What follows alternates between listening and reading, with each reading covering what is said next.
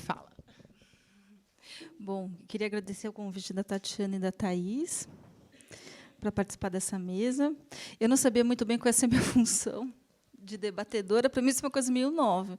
Então, eu não preparei especificamente algo para falar, fiquei imaginando que eu ia mais ouvir as pessoas e depois colocar questões, né? Mas, na verdade, eu queria colocar duas coisas assim, relendo o texto, né? E acho que essa é uma discussão que quem trabalha com crítica de arte sempre tem um pouco essa questão, né, no seu horizonte, né, ou alguém que vai estudar arte, mas, do ponto de vista, através da pesquisa acadêmica, como é o meu caso, o que a gente define como valor estético, né? Porque a gente está dizendo aqui, bom, a arte tem um valor de mercadoria, ela tem um valor de mercadoria, vou falar um pouquinho disso, mas ela também tem um outro tipo de valor, que é o valor estético. Esse tal de valor estético, né, tem 200 anos de discussão sobre ele, o que seria o valor estético da obra de arte, né? Mas eu estava pensando aqui, voltando às raízes, né, se a gente for pensar que o primeiro filósofo que tentou definir, né, o âmbito da estética como um âmbito específico dentro do conhecimento, inclusive do conhecimento filosófico, que é o Kant, né? E não por acaso um autor que eu estava lendo recentemente na Crítica do Juízo, e ele vou falar muito grosso modo, assim, né? O que ele pensa, né, como esse valor estético da arte? Porque o Kant vai dizer uma coisa. Ele vai dizer: a arte se diferencia da ciência, se diferencia do artesanato, se diferencia de tudo. Mas ela é um fazer, e ela também é um produto. Como o artesanato é produto, como o artesanato é fazer. Vamos pensar que é o exemplo que ele dá, ainda se referindo à questão do artesanato, isso no final do século XVIII. Né? Mas acho que seria a primeira definição moderna do que seria obra de arte. Né? Mas esse fazer, que é um fazer que tem um lado técnico e que depende de um processo e que é um produto feito pelo homem, né, ele tem alguma coisa de diferente. Né? Ele vai colocar nesses termos. Estou colocando uma linguagem mais... o que caracteriza, primeiro, que é um fazer racional, né, e é um fazer reflexivo. Né? Ele é um tipo de fazer, né, que ele não vê, por exemplo, no artesanato, que é um fazer reflexivo. Isso em 1790, ele está falando isso. Então, ele vai dizer: a obra de arte tem uma dupla natureza. Ela é produto, ela é produção, ela é fazer, né? Ela é conhecimento técnico, ela depende de modos de produção. Depois a gente vai ver isso mais para frente. Só que ela tem um caráter reflexivo. E é só isso que ele consegue dizer também. Ele não consegue ir além disso. Ele consegue determinar um pouco que esse caráter reflexivo, mas é algo muito mais ligado ao sujeito, ao observador, e não ao objeto em si. Então, o valor estético não está tanto no objeto de arte, mas está muito mais na relação que o objeto estabelece com o espectador, né? Com o que ele chama de observador, que ele ainda não chama também de espectador, porque essa palavra também não existe. Né? Mas, então, ele diz: é impossível você definir algo no objeto em si que dê um valor exatamente estético para ele. Né? É uma relação entre sujeito e objeto. Né? Então, essa primeira dimensão é uma visão moderna, né, do que seria a obra de arte, né? Assim, o que define a obra de arte. Bom, aí ele escreve isso em 1790, tá certo? E aí o capitalismo já está, né, se desenvolvendo, óbvio que ele não pega, ele nem vai analisar essa questão da obra como mercadoria, isso não está dentro do universo dele. E aí eu fiquei pensando, então, nessa nossa mesa, quando é que surge essa ideia da arte como mercadoria, de como, na verdade, essa é uma ideia que não é de forma alguma contemporânea. Tá certo? Essa é uma ideia que está lá na origem da modernidade, do problema do artista na modernidade. Então, queria colocar essas duas posições. Você coloca lá o Kant dizendo isso, né, que a arte tem essa dupla natureza, que é um produto, é um fazer como qualquer outro fazer, tá certo? Mas que tem um caráter de reflexivo, de provocar essa reflexão, e que está nessa relação entre sujeito e objeto, e que não é mais definido no objeto em si, tá certo? E aí você tem né, eu estou pensando aqui num filósofo como Walter Benjamin, que eu acho que vai ser um filósofo que vai voltar muito ainda nessas mesas, né? Não vou falar tanto do texto da obra de arte, que acho que o Vinícius vai falar bastante desse texto, mas eu penso sempre num num trecho que o Walter Benjamin fala sobre o Baudelaire, ou seja, que nem é um artista visual, é um artista, mas um artista visual. Tem num dos textos do Walter Benjamin sobre o Baudelaire, ele vai dizer assim, que é uma fórmula, né, que era incrível. Ele vai dizer assim, bom, o artista, no caso Baudelaire, como Flaner, né, no papel de Flaner, né, perambulando pela cidade, pelas galerias de Paris, né, que eram esses lugares que ele chama dos primeiros shopping centers, né, a pré-história, a proto-história do shopping center, que são as galerias no século XIX.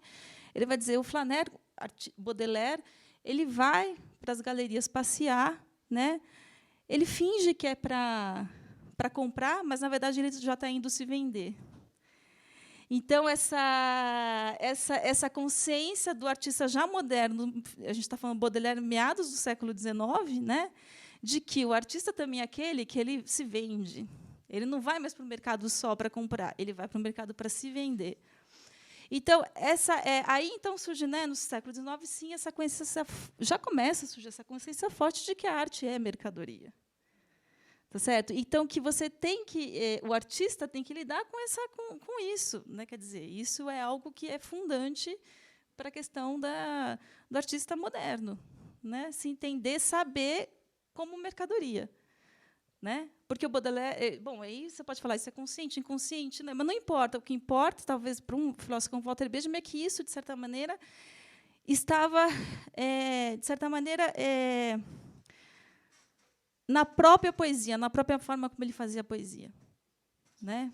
Então, só para a gente querer um pouco assim pontuar de que esse é um problema que já tem quase muitos séculos, e, enfim, eu acho que depois tem vários filósofos que tentaram discutir sobre isso. E, bom, o valor estético, o caráter mercadoria da obra de arte, que o caráter mercadoria da obra de arte ele é inerente à produção capitalista. Ele só vai, na minha concepção, na minha ideia, se você faz uma leitura, se a gente está falando de produção de arte num sistema capitalista, tá certo? É muito difícil você retirar da arte o caráter mercadoria. Eu acho que isso só poderia mudar se você mudasse de sistema de produção.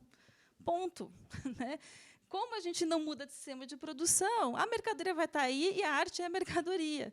Né? E aí, sempre lembrando, então, assim, se a arte é mercadoria, ela é essencialmente fetiche. Se você vai pegar a definição lá de mercadoria do Marx, né, quer dizer, o que ele chama de mercadoria, o caráter de fetiche é intrínseco à ideia de mercadoria. Não existe mercadoria no capitalismo sem o fetiche da mercadoria. Não existe mercadoria, existe o fetiche da mercadoria.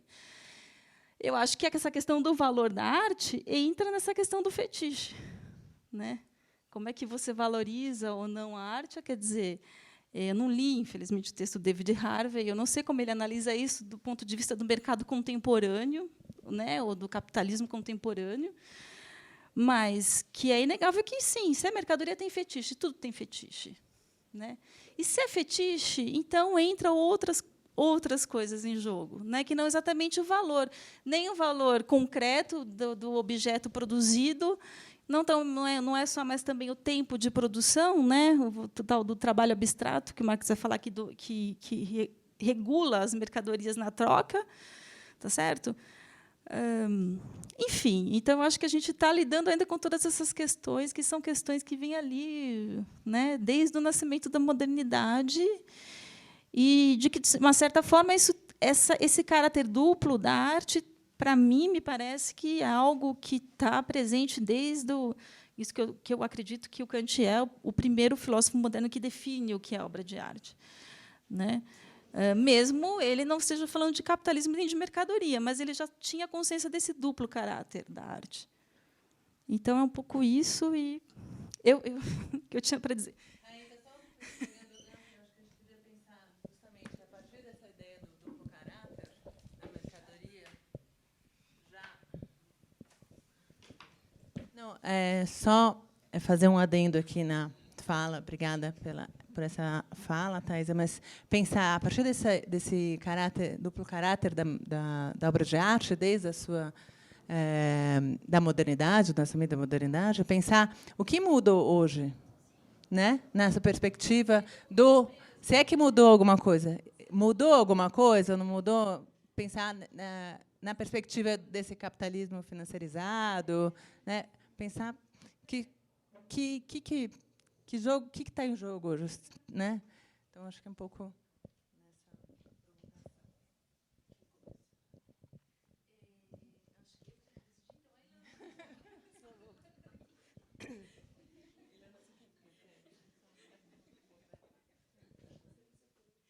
Então, boa tarde a todos. Queria saber primeiro se está todo mundo escutando. É chato. Eu estava na primeira mesa ali, então eu sei bem que é meio difícil seguir. Tá bom aí o som? Bom, eu fico contente de estar aqui hoje, porque eu acho que eu conheci o ateliê quando ele estava começando. Tem uma ex-aluna minha, lá da FGV, você se lembrou de mim? A gente estava... Isso faz uns 10 anos, né? Eu acho. 8 anos. E aí, quando eu estive aqui, a Letícia, acho que também esteve aqui, não? Acho que a gente veio juntas, e vocês estavam começando as atividades aqui. Eu fico muito feliz de ver como a coisa alavancou, claro, com todas as dificuldades que vêm sendo faladas e que a gente conhece, mas ao ponto de chegarem a fazer um evento como esse, com tanta franqueza, como eu raras vezes vi. Né? Essa mesa que veio antes da nossa, eu parabenizo também a Letícia e os participantes da mesa, porque eu acho que é uma coisa bem rara as pessoas falarem com tanta abertura, né? Com um desejo de pensar junto. E a minha fala aqui, aparentemente, ela vai destoar um pouco, mas eu acho que, no fundo, ela vai convergir para as questões desse seminário. A nossa lição de casa, eu não sei se todo mundo sabe, a gente tinha que ler o texto da Thaís, né? O ponto de partida para esse seminário tinha o texto do Harvey, que já... desculpa, da Tatiana. A minha irmã é Thaís, tá? Então, desculpa, é uma coisa afetiva, essa troca de nomes. É o diminutivo, não é? No russo, não é? Claro, essa é a causa. Claro, é uma família imigrante. Não, mas de fato é isso. Bom, então... a gente tinha que ler o texto da Tatiana, eu fiz a lição de casa, e porque eu queria ver se realmente havia interfaces entre o meu objeto de estudo e as questões que interessam aqui. E eu espero mostrar que existem interfaces e que talvez a gente possa pensar de uma maneira, sob outra perspectiva, sobre algumas questões que interessam para o mercado de arte brasileiro, para a arte contemporânea euro-americana, ocidental, mas a partir desse exemplo indígena. Esse foi o tema da minha pesquisa de doutorado, que eu desenvolvi durante 5 anos, e que é um caso único no mundo. Não sei se vocês conhecem um pouco.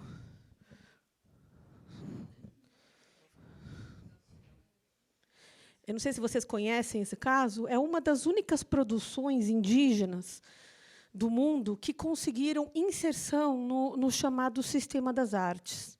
Então, nós temos alguns artistas aborígenes australianos que vão para a Bienal de Veneza, que são comprados pelo MoMA, que já vieram para a Bienal de São Paulo. Isso é uma coisa muito rara, né? Se vocês tentarem achar artistas indígenas aqui no Brasil, está começando a emergir agora. Eles têm dificuldade de vender, têm dificuldade de expor. É uma coisa muito incipiente, ao passo que o que eu vou apresentar aqui é exatamente o contrário. É o contexto de um país que resolveu criar uma arte indígena contemporânea. E que, nessa criação de mercado e nessa criação de um sistema próprio, acaba trazendo algumas questões que eu acho que talvez possam ajudar a pensar, por contraste, no nosso caso brasileiro ocidental. Alguns paralelos que eu fiz, Tati, lendo o seu texto. Por exemplo, quando você começa dizendo que o que te interessa é a natureza dupla do objeto artístico, enquanto mercadoria e enquanto patrimônio cultural, que é pelo seu valor simbólico. No caso aborígene, isso fica muito claro, né? Porque o valor é realmente dividido no meio. Vocês vão ver isso. Outro ponto de convergência é o fato de que a pintura lidera. Você cita estatísticas, se eu não me engano, da ABACT, da pesquisa Latitude, em que a venda de pinturas, as vendas nacionais tem 24% de pintura, 23% de fotografia, 19% de escultura e 11% de desenho. Lá na Austrália, a pintura lidera. Eu diria que lá eles vendem 75% de pintura e 25% de todo o resto. Então, o grande gênero artístico desse sistema de arte é realmente a pintura. Outra coisa é que você cita que o sistema de arte ocidental é formado por 4 instâncias básicas. E aí eu acho que você está citando a Ana Letícia Fialho, quando ela diz que as 4 instâncias que compõem o sistema da arte são a produção, a reflexão crítica, as instituições e o mercado. E isso vale igualzinho para a construção desse sistema de arte indígena australiano. Mas o que é interessante é que a reflexão crítica, nesse caso, não é feita pela crítica de arte, é feita pelos antropólogos. Então, também é um caso bem raro no mundo em que são os antropólogos que fazem curadoria, catálogo, que promovem artistas, que escrevem a biografia desses artistas. Então, os antropólogos lá assumiram um papel protagonista no sistema artístico, que eu acho que é bem difícil acontecer, né? Aqui eu sinto que tem uma certa distância. Um outro aspecto interessante é quando você fala que o poder público, no fundo, é coautor do mercado, que o poder público tem também um papel para viabilizar o mercado, ou porque ele regulamenta, ou porque ele deixa de regulamentar, como foi dito aqui, e isso acaba facilitando, né? Lá na Austrália, essa parceria é muito forte. O governo australiano resolveu criar um mercado. É um caso bem único também no mundo. O governo que diz, eu quero criar mercado. Eu vou ajudar as galerias, eu vou ajudar os artistas, eu vou criar prêmio, eu vou criar bolsa, porque eu quero que, daqui 20 anos, exista um mercado. E fizeram isso por meio de políticas públicas, e hoje existe um mercado que é milionário, né? Então, é um casamento muito interessante entre público e privado. 2 elementos do seu texto, e aí eu paro aqui de falar sobre o texto, e eu já vou passar para a minha apresentação. Um é que eu discordo, e um eu estou muito curiosa para te perguntar. O primeiro, quando você cita Svetlana Alpers, e ela diz o seguinte, o valor de uma obra de arte é criado só no momento da troca, né? Segundo essa autora, não existe o valor antes desse momento de troca. Pelo meu estudo com a arte aborígene australiana, e o que eu espero mostrar aqui hoje, é que esta produção artística, pelo menos, ela tem componentes do valor que antecedem a mercadoria, que antecedem a troca econômica e que ajudam a compor o preço. Mas eles existem antes dessa relação de mercado. Então, enfim, eu tenho esse pequeno incômodo com a citação que você faz da Svetlana Alpers, e eu acho que eu parti dela para preparar a minha apresentação, para tentar contra-argumentar e mostrar os vários componentes do valor e do preço de uma obra de arte aborígene australiana. Alguns são ligados a dinheiro, mas a maioria não é, embora as coisas acabem se ligando no final. Por fim, a minha grande curiosidade em relação ao seu texto é quando você cita que, lá na China, acontece a bizarrice de que os artistas falsificam as próprias obras. Então, eu te peço, se você puder, depois, no final, explicar para nós um pouquinho, porque você joga essa bizarrice e você não explica. Então, como eu tenho a sorte de te conhecer, eu te peço que você conte, porque eu acho que isso pode esclarecer um pouco sobre a loucura que é o mercado de arte, né? Eu fiquei tentando imaginar, como assim? Ele se falsifica? Enfim. Então, fica essa pergunta, por favor. Então, isso posto, eu só fiz assim, não era só para mostrar que eu fiz a minha lição de casa, era só para vocês entenderem o meu ponto de partida. Como que eu tentei linkar as minhas reflexões sobre esse campo muito concreto, que é a Austrália indígena, como eu procurei tecer algumas conexões com as questões que estão postas nas mesas do seminário e as questões do texto da Tatiana. Então, acho que eu vou trocar de lugar com você, Tati, para ir.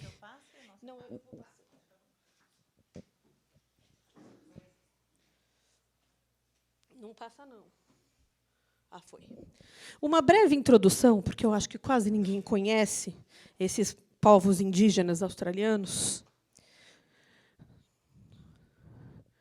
Os aborígenes australianos, eles são 2,5% da população deste país. Se a gente compara com o Brasil tem 5 vezes menos indígenas do que a Austrália.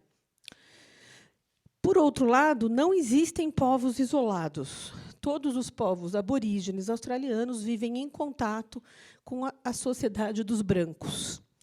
Existem, estatisticamente, a qualidade de vida dos indígenas é muito inferior à dos brancos. Eles vivem, em média, 17 anos a menos, e a renda deles é 1/3 da renda dos brancos. Uma das únicas soluções que se encontrou lá para isso foi justamente a venda de arte. Então, não é por acaso que o governo australiano levou décadas criando políticas públicas para fomentar o mercado. É porque eles perceberam que, por meio da venda de arte, eles diminuiriam um pouco esse abismo estatístico entre as condições de vida dos indígenas e dos não indígenas. Uma coisa interessante é que tem mais artistas indígenas do que artistas brancos na Austrália. Vocês podem imaginar aqui no Brasil? Então, lá eles têm 7... Quando da última vez que eu tive acesso a dados foi em 2012, o último censo que fizeram dos artistas indígenas. E o número era de 7.000 artistas indígenas para 4.000 artistas brancos. Então, eu acho isso muito impactante. E uma coisa importante também, nessa introdução que eu estou fazendo, é a parte histórica, porque também esse investimento do governo australiano em fomentar a criação de um mercado de arte indígena, eu acho, na minha leitura, que tem a ver com uma culpa, com uma necessidade de espiar a consciência pesada de uma colonização horrorosa. Essa foto que vocês estão vendo aqui é de crianças que eram sequestradas das suas famílias. Isso aconteceu desde a colonização até a década de 1970, quando eu nasci, ainda acontecia isso. Eles raptavam as crianças aborígenes ou mestiças, e elas eram criadas por freiras, e elas eram adotadas para serem serviçais de famílias brancas. Isso que vocês estão vendo aqui é um anúncio de um jornal da década de 1930, e aquela menininha do meio está com um X marcado, e esse X aponta que a pessoa queria essa menina. Então, ela fala assim, eu gosto dessa menininha no meio, porque ela é a mais clarinha, imagino, né? Mas, se ela já foi pega por outra pessoa, eu aceito outras, contanto que sejam fortes, porque elas eram pegas por trabalho doméstico. E isso aconteceu durante gerações, né? E essas crianças nunca mais puderam encontrar seus pais. Geralmente, elas não sabem nem de que etnia elas vieram, elas esquecem a sua língua materna. E os australianos alegaram que desconheciam isso, até a publicação de um relatório, em 1997, um relatório que chama Bringing Them Home, em que saem números. E aí eles dizem que 1/3 das crianças aborígenes, durante todo o período, desde a colonização até aquele dia, 1/3 das crianças tinham sofrido esse tipo de violência, inclusive violência sexual e violência física. E, a partir daí, o primeiro-ministro australiano veio a público, em 2008, e fez um famoso discurso chamado We Are Sorry, em que ele falou, nós, brancos, temos vergonha, a gente pede desculpa por esses horrores, e a gente quer ajudar a compensar tudo isso, com bolsas de estudos, com cotas e fomento para as artes indígenas. O fomento às artes indígenas já começou antes disso. Ele começa timidamente na década de 70, e vai aumentando. Nos anos 80, anos 90, ele explode, que é quando está sendo feita a pesquisa. No momento em que eles estão preparando o relatório, eu acho que eles percebem que vai feder a coisa, e eles começam a aumentar o número de prêmios e de bolsas e de dinheiro para as cooperativas indígenas. Então, eu estou contando tudo isso porque não é dito explicitamente, mas a minha interpretação é que as duas coisas acontecem paralelamente. Você reconhecer erros históricos e você achar que você criar um mercado para a arte indígena é uma maneira de tentar ajudar a reparar a situação. Bom, o que é esse sistema de arte indígena australiano? Então, eu preparei aqui uma espécie de raio-x. Primeiro ponto, que para um brasileiro, quando a gente vai para lá pela primeira vez, a gente fica muito surpreso. As cidades, tanto as grandes cidades como as pequenas cidades, todas possuem galerias que vendem arte indígena.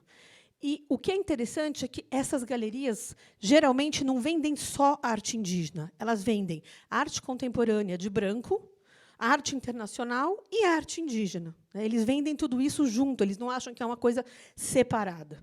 Aqui vocês veem algumas fotos. Essa é uma galeria que é para público turista, para não iniciados, com pinturas consideradas de menor qualidade pelos especialistas. Estas telas são vendidas entre $2.000 e $5.000. Esta é uma galeria que é considerada muito sofisticada na cidade de Melbourne, que é uma das maiores cidades australianas, no sudeste da Austrália. Essa artista, que eu adoro, chama Sally Gabori. Ela mora numa ilha no norte da Austrália. E ela tem uma poética muito própria, que só ela pinta desse jeito, mas ela é vendida exclusivamente por essa galeria, que é uma galeria bastante tradicional de Melbourne, de uma senhora da elite, que abriu uma das primeiras galerias de arte indígena do mundo e que representa certos artistas com exclusividade. Então, as telas da Sally são vendidas de $5.000 a $30.000. Então, também não é tanto dinheiro assim, né? Quando a gente compara com o mercado de arte não indígena, os números ficam sempre abaixo. Mas, quando a gente compara com aquilo que se vende aqui no Brasil, esses números, quer dizer, tudo depende. A gente tem o copo vazio e o copo cheio, né? Dá para comparar para os dois lados. Essa outra galeria, ela só vende gravuras, porque as cooperativas indígenas perceberam que a gravura vende muito melhor. Então, as mesmas imagens que já foram feitas como pintura, eles muitas vezes reproduzem quando eles percebem que vende bem, que os museus compraram ou que ganhou prêmio, e eles então fazem em gravura. E as cooperativas indígenas compram as suas próprias prensas, fazem cursos, então eles sempre têm alguém ali na comunidade indígena que sabe fazer as gravuras, né? Então, eles mesmos produzem e vendem, porque eles veem que, até porque os turistas que visitam as comunidades, como nós, é muito difícil de levar tela grande, mas é muito fácil de levar a gravura enroladinha, e eles já perceberam isso. Bom, alguns números. Eu falei aqui de cooperativas indígenas. Existem cerca de 100 cooperativas que são geridas pelos próprios aborígenes por toda a Austrália. Esses laranjinhas que vocês estão vendo no mapa são as cooperativas. Vocês percebem que a maior concentração é no centro, o deserto australiano, que é onde vive a maior parte dos povos aborígenes, mas tem também nas cidades. E essas cooperativas recebem apoio do governo no começo. O governo dá $200.000 para que eles construam uma sede, para que eles ganham também várias capacitações sobre como fazer um site, sobre como fazer preços, sobre direito de imagem, sobre marketing. E eles têm também o salário de 2 funcionários brancos, que é pago pelo governo, se eles quiserem ter algum funcionário, antropólogo, crítico de arte, curador, eles podem também contratar. Mas quem toma as decisões é a diretoria aborígene. Aqui vocês têm algumas fotos dessas cooperativas, que foi onde eu fiz a pesquisa de campo. Essa é uma cooperativa no norte da Austrália, de um povo chamado Yolngu. E esse povo decidiu, em votação na sua cooperativa, que eles só vão pintar sobre casca de árvore. Eles resolveram que não vão incorporar tinta acrílica e tela, que quase todas as comunidades aborígenes incorporaram e fazem coisas lindas, mas esta cooperativa toda votou contra. Então, eles só pintam, como essa senhora que vocês estão vendo aqui embaixo, eles pintam com fio de cabelo, pigmento natural de pedras da região, e eles arrancam a entrecasca dos eucaliptos e fazem esse tipo de pintura, sempre com 4 cores. Aqui é uma outra cooperativa no deserto central. Vocês veem pela cor vermelha, né? E essa cooperativa votou aderir à tinta acrílica, e eles também têm a sua própria prensa de gravuras aqui nessa cooperativa. Ali, de lado para nós, vocês estão vendo a funcionária branca, que é uma chilena historiadora da arte, que essa cooperativa contratou para fazer exposições internacionais para eles. E uma criança aborígene. Porque a comunidade entra, né? Eles entram, eles mexem no computador, eles pintam no chão. É uma loucura o ambiente aí. E os mais velhos passam o dia inteiro pintando no terraço da cooperativa, porque eles não têm outras atividades que façam sentido. Eles já não vivem do modo como viviam os seus pais, porque eles já têm televisão, eles já têm ônibus, eles ganham bolsa do governo. E eles viviam numa espécie de vácuo simbólico. Quando começou a produção artística nos anos 80 e 90, os mais velhos adoraram, porque eles não pintam qualquer coisa, eles pintam os seus mitos, os seus ancestrais. E eles pintam cantando. Essas linhas são chamadas de songlines, que é uma coisa muito sinestésica, né? São linhas de som, linhas de canção. Enquanto eles pintam, eles cantam. Cada forma tem uma música específica. E eles passam o dia inteiro assim no chão, pintando, pintando, pintando, e sendo servidos pelos antropólogos, como eu, que eles aceitam a gente lá para fazer a pesquisa, contanto que a gente trabalhe. Então, 20 horas por semana a gente trabalha para eles, as outras 20 a gente faz entrevista, toma nota, tira foto e tal. Mas eles deram mal comigo, porque eu era ruim de tudo. Era ruim de cozinhar, era ruim de fazer a mistura de tintas, porque eles pediram no começo para eu fazer a mistura de tintas, mas eles são coloristas excepcionais. Essa cooperativa tem mais de 200 cores. Eles misturam cada amarelo com 10 tons de branco. Então, para eles, é fácil refazer aquele amarelo, mas uma pessoa como eu ficava o dia inteiro para conseguir chegar naquele amarelo. Então, eles também me tiraram dessa função. No final, eu conto o que eu fiz, mas eu não vou falar ainda, eu vou deixar um mistério. Igual a Tatiana tem um mistério também, dos autofalsificadores, eu também tenho um mistério. Afinal, para que eu fui útil na minha pesquisa de campo? Outro dado que eu li no seu texto, Tatiana, quando você chama atenção para as plataformas com ranking, né, que a arte contemporânea é tão mercadológica, é tão financeirizada, que esses rankings se tornam muito importantes para os investidores. Pois eu descobri que existe isso já para a arte aborígene australiana. Depois vocês podem olhar. O site chama IAM 100. E é um índice feito todo ano.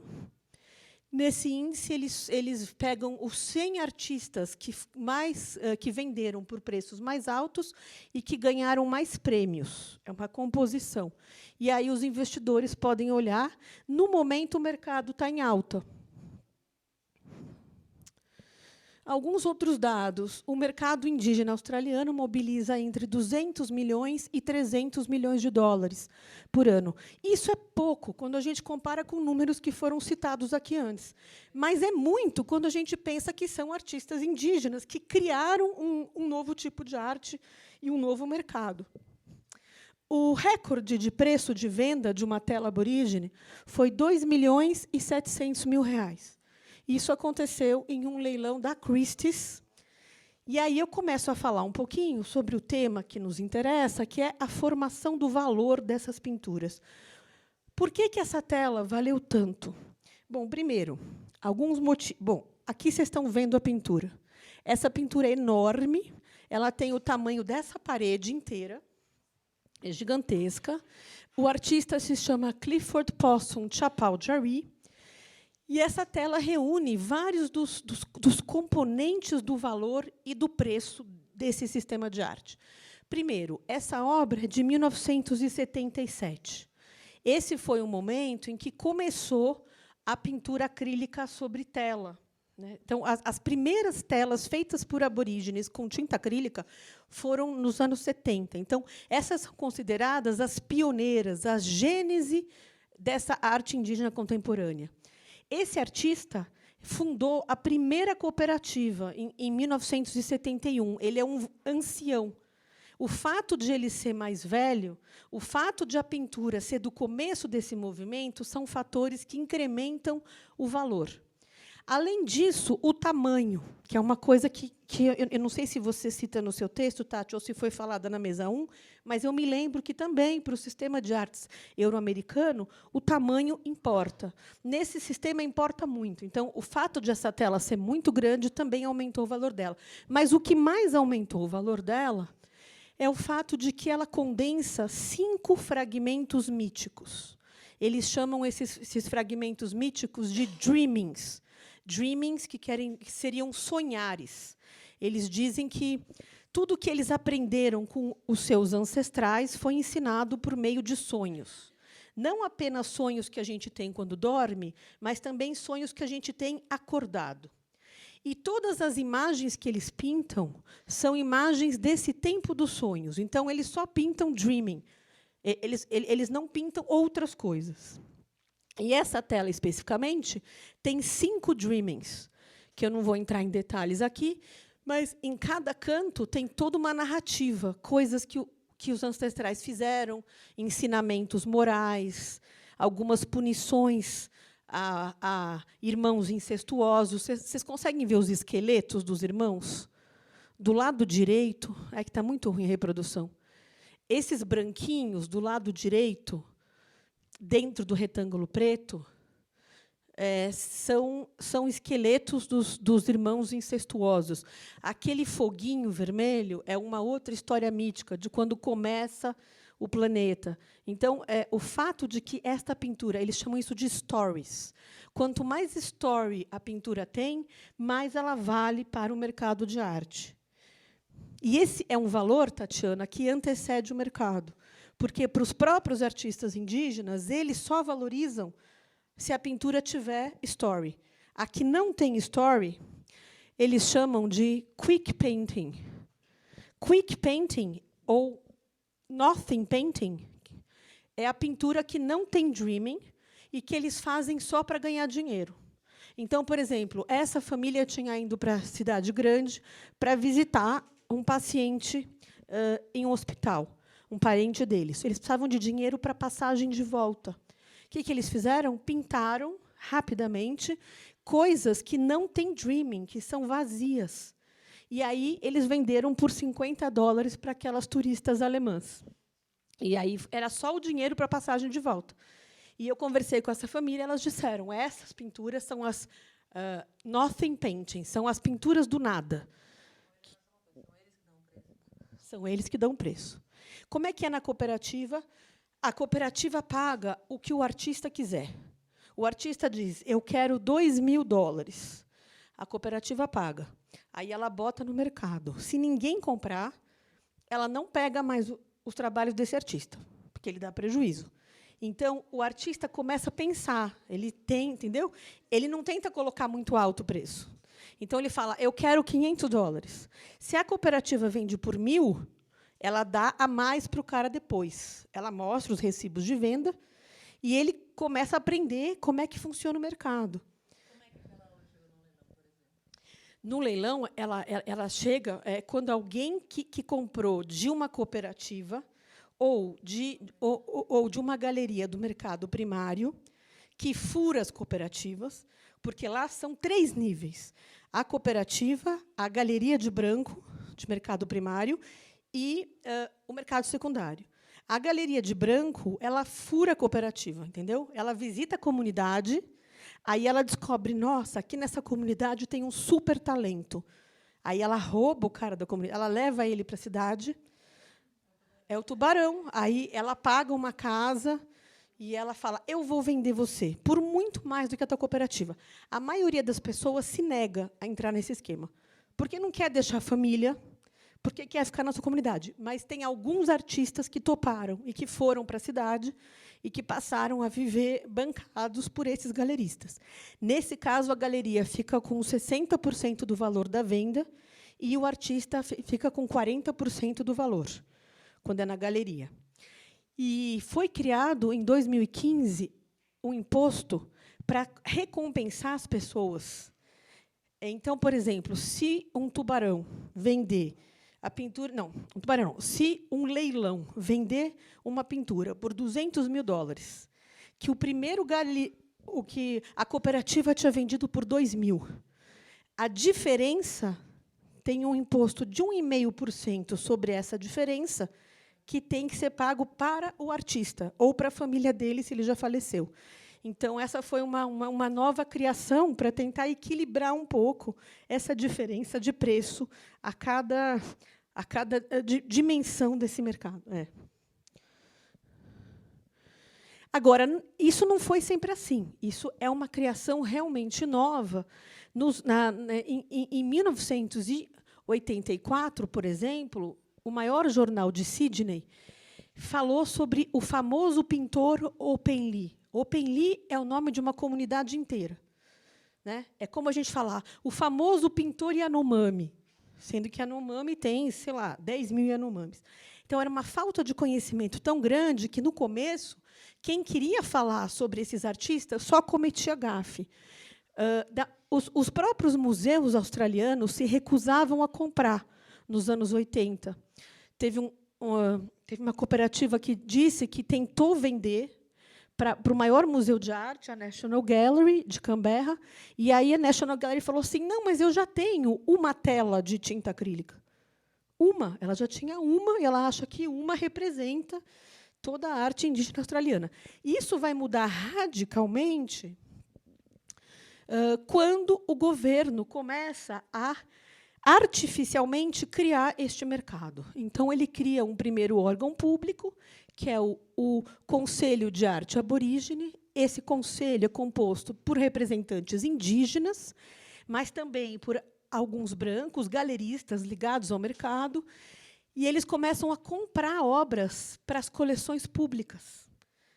E eles começam também a formar curadores aborígenes. Então, hoje, existem cerca de 20 curadores aborígenes, e os museus australianos, hoje, são obrigados a contratar pelo menos um curador aborígene.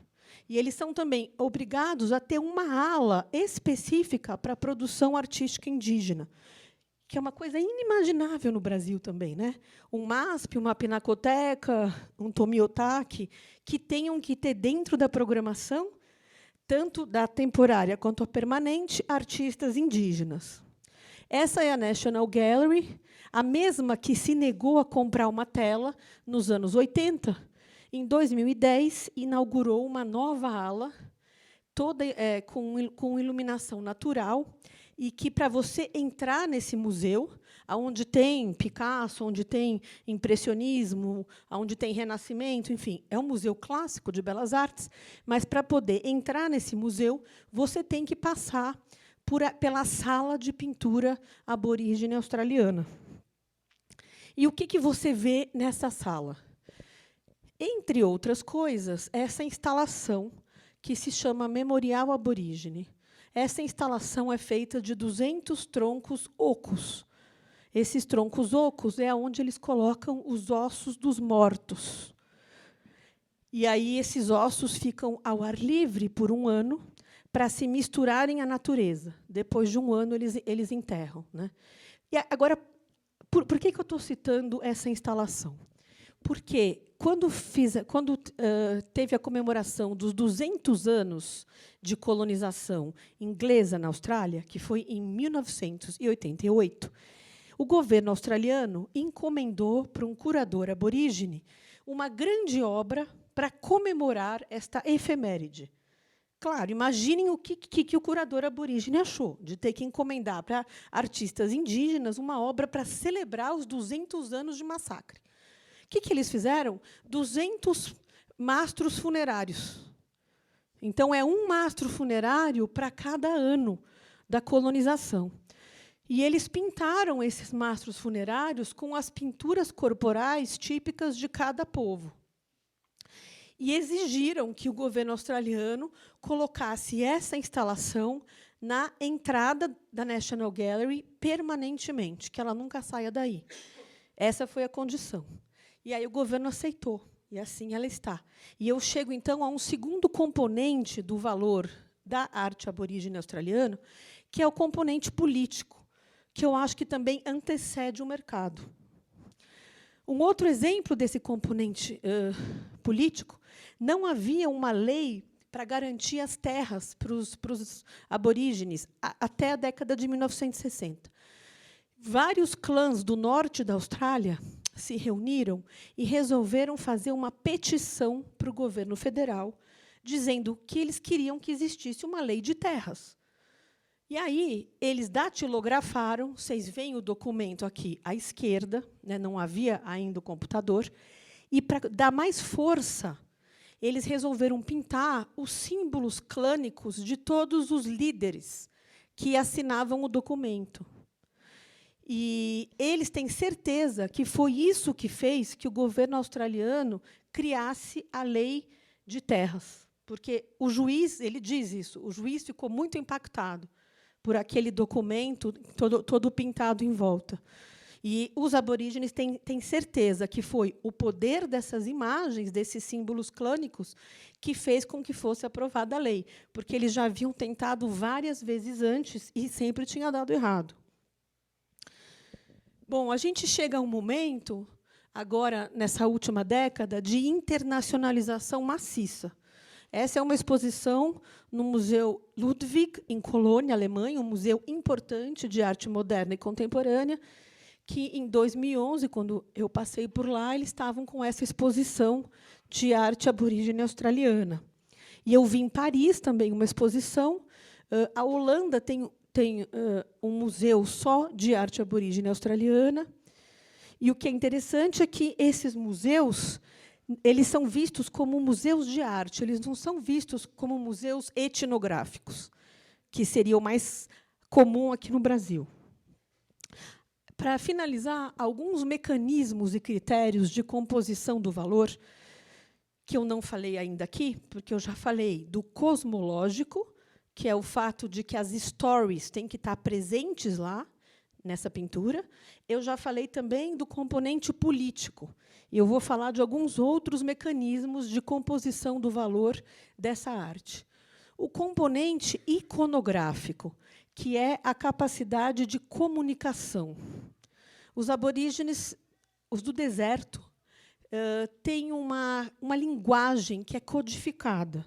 Vocês veem aqui nessa tabela, eu não vou ter tempo de falar, mas cada uma dessas formas pode ter 3 ou 4 significados diferentes. E aí todo mundo conhece, diferentes povos conhecem essa linguagem. E as pinturas deles podem ser verdadeiras narrativas. Então, essa é uma forma de escrita pictórica, no fundo. Isso que vocês estão vendo aqui, eu não tenho tempo de falar, mas é toda uma história de uma briga entre 2 pássaros. Então, vocês estão vendo as pegadas desses pássaros. No meio tem uma fonte de água. Círculo é sempre fonte de água, que é uma coisa muito rara no deserto. Vocês estão vendo as pegadinhas, e esse é um mito de 2 pássaros que brigaram nessa fonte de água. E existe uma dança ritual que reconta a briga desses pássaros. Eles colam penas, né? E eles dançam, e essas formas curvilíneas, meio espiraladas, que vão do centro para as pontas, são os passos de dança. Eles sempre representam as danças rituais com essas cobrinhas. Bom, tem vários outros elementos. Então, as pinturas que têm esse elemento iconográfico e que permitem a decodificação também valem mais do que as outras. Um outro fator é o fator que eu chamo de formal eurocêntrico. Ou seja, quando são pinturas que agradam aos nossos olhos de branco, porque elas lembram o nosso modernismo, sobretudo o nosso modernismo abstrato. Esse artista é um dos mais bem vendidos, é um dos mais comprados pelos museus de arte nos Estados Unidos e na Europa. Ele se chama Rover Thomas, e ele começou a pintar por um motivo ritual. Ele teve um sonho, nesse sonho, ele viu que ele tinha que criar um novo ritual para o povo dele, dançando com as pinturas. Porque a pintura tinha se tornado central para os aborígenes, então eles tinham que criar alguma cerimônia para consagrar essa atividade de pintar. Então, ele passou 5 anos viajando pelo povo guija, pelas várias comunidades, para convencer que eles adotassem esse ritual. E eles hoje fazem esse ritual, que se chama Quirir Quirir, e ele se tornou pintor por isso. Então, ele nunca quis ser artista.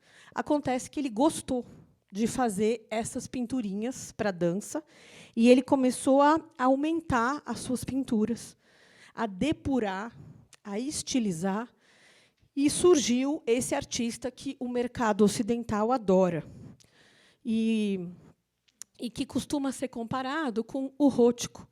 E vocês estão vendo, em cima é o Rover Thomas, embaixo o Mark Rothko.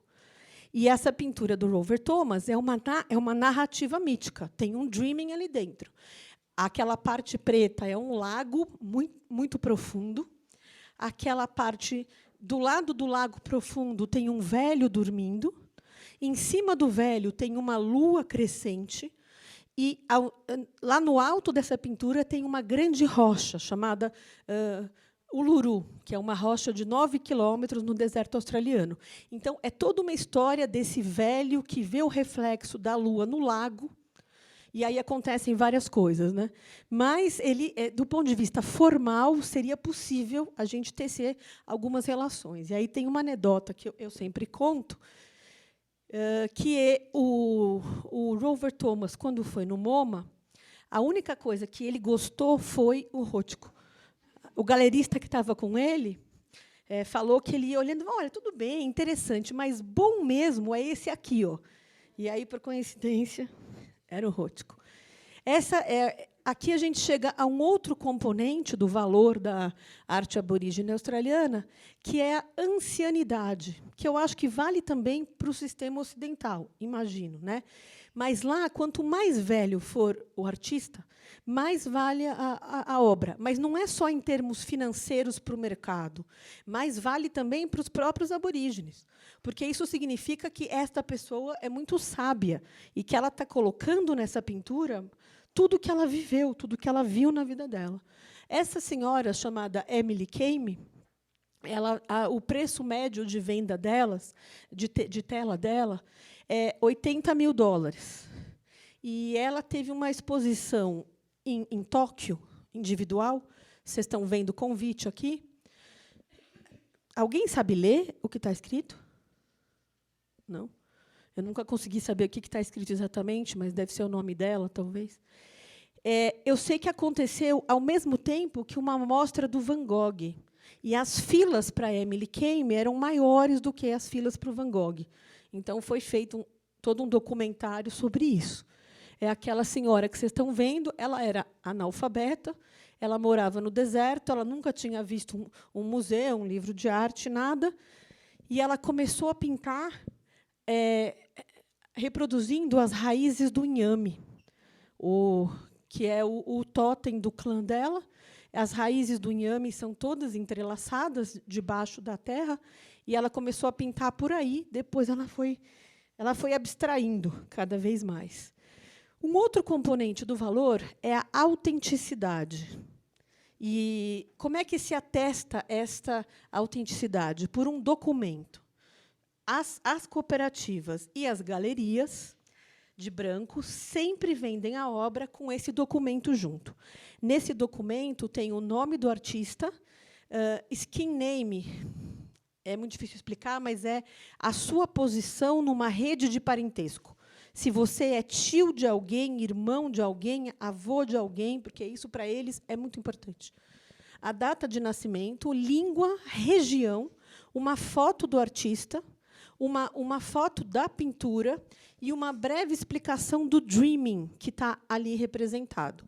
O carimbo da cooperativa e o número do registro nos arquivos ou da cooperativa ou da galeria. E por que esse certificado de autenticidade é tão valorizado? Porque existe toda uma outra produção em cima deste repertório visual aborígene, que é a reprodução em série. Essa reprodução já deu vários processos, porque muitas pessoas se apropriam do repertório aborígene e começam a fazer guardanapo, agenda, camiseta, eu já vi havaiana. E aí as comunidades aborígenes abrem um processo. Normalmente, elas ganham. Embora não haja nenhuma lei no mundo que faça a proteção de direitos coletivos, porque todas as leis que existem, elas só valem quando tem autoria identificada, e não é o caso nessas tradições que são ancestrais e coletivas, a jurisprudência australiana tem dado ganho de causa sempre para os aborígenes, né? Aqui vocês veem alguns exemplos, e eu chego a um último componente do valor, que é a reprodução. Ao contrário do que a gente aprende lendo o Walter Benjamin, que a reprodutibilidade técnica seria algo que diminui o valor da arte, o que acontece com a arte indígena é o contrário, é um paradoxo. Quanto mais você reproduz, mais o mercado que não é indígena se familiariza e começa a ter ideia de comprar ou de ver uma exposição. Algo que era super estranho para ele, quando ele vê em loja, aeroporto, arquitetura, nos cartazes para os turistas, é uma coisa muito curiosa. Quer dizer, é como se precisasse existir essa reprodução em série para poder criar interesse em um grande público leigo, iniciante, por essa produção artística. Então, são duas coisas paralelas. Mas os aborígenes também ganham dinheiro aqui, porque eles vendem os direitos de imagem para quem faz os carpetes, para quem faz as canecas, as meias, as gravatas, como vocês veem aqui, lenços de mulher, caixas eletrônicos do Banco Nacional Australiano, aviões da Qantas, que é a linha aérea australiana, abertura dos Jogos Olímpicos de Sydney, nada mais é do que o grande ancestral das pinturas de 20 mil anos atrás, que está nas cavernas. Vocês veem essa imagem do lado direito das cavernas. Quer dizer, é uma madeira que é uma reprodução de uma pintura de 20 mil anos atrás. E ali vocês veem uma encenação desse ancestral na abertura dos Jogos Olímpicos. Eu vou terminar, eu não sei, eu já devo ter passado do meu tempo bastante, mas também você não falou nada sobre o tempo. Eu vou concluir, então, desculpa. O que eu tentei mostrar aqui é que o valor da arte aborígene australiana é composto por uma diversidade de fatores. Alguns fatores são endógenos, são fatores que fazem sentido para os próprios artistas indígenas. Alguns fatores são fatores de mercado, que valeriam, talvez, para qualquer obra de arte. E, desta combinação, sai um complexo sistema de preços, que ainda é mais baixo do que o da arte que não é feita por indígenas, mas que, de alguma maneira, está garantindo o sustento de muitas comunidades. E, do ponto de vista teórico, eu vou falar muito rapidamente, mas tem duas ideias que eu acho que a gente pode aproveitar deste caso que eu apresentei aqui, mas que eu acho que também serve para pensar sobre os mercados de arte de uma maneira mais ampla. A primeira ideia é a ideia de artificação e desartificação, esse conceito que foi cunhado por duas sociólogas da arte francesas, a Nathalie Hennick e a Roberta Shapiro. Essas duas autoras dizem que a artificação é a transformação, que é potencialmente infinita, de objetos e práticas antes considerados não artísticos, que passam a ser arte. o produtor daquilo passa a ser chamado de artista, a fabricação passa a ser chamada de criação e os observadores passam a ser chamados de público. E não é apenas estratégia de discurso, porque novos fenômenos surgem. Quer dizer, esses nomes não são mudados à toa. São novas relações, novas dinâmicas e valorações que surgem quando, em certos contextos, vários sujeitos se reúnem para artificar certa produção. E eu acho que a gente está diante disso, nesse caso da arte aborígene australiana, né? E tem uma outra ideia que eu acho interessante, que acho que serve para pensar não só sobre este repertório visual, mas sobre também a arte contemporânea, que é a ideia de que os objetos têm uma biografia, têm uma vida social.